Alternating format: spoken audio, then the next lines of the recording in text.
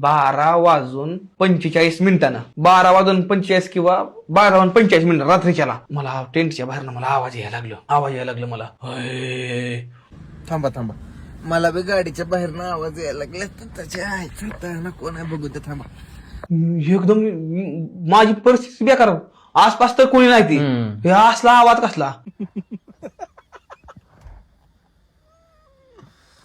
तर काय तर म्हणे बाबा मला 12:43 भूत दिसलं आणि भूताचा आवाज आला आणि मग मी बाहेर निघलो.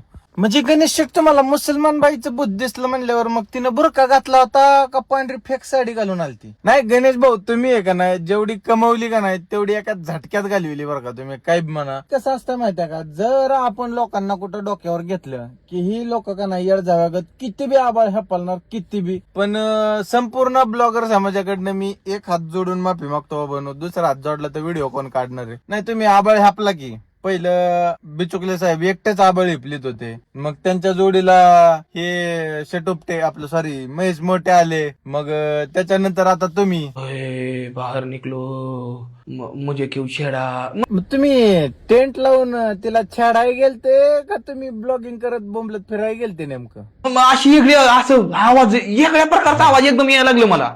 कसला प्रकार नेमका? कुछ गलती हुई तो मुझे कृपया माफ कर दो, मुझसे गलती हुई है मुझे माफ करो. माझ्या लक्षात आलं ना मी ते लगवी केली.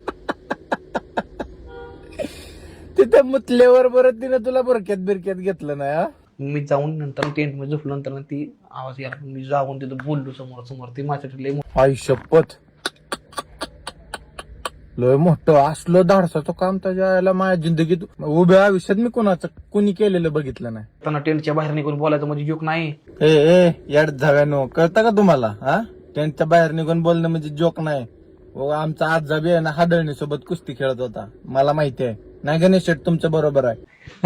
उचलून काय दांदाय पॉडकास्ट घेणारी नेमका आहे ती कोण? अरे तुम्हाला कळत कसं नाही हा करतोय कोणाचा इंटरव्ह्यू घेतोय काय? जरा बाण ठेवा की तुम्ही बी का उगाच ह्यानं सांगायचं आणि तुम्ही होय हा ते म्हैस माझावाले तुम्ही बी उगाच वरडायचं हू करून. हा काय दांदा बडवा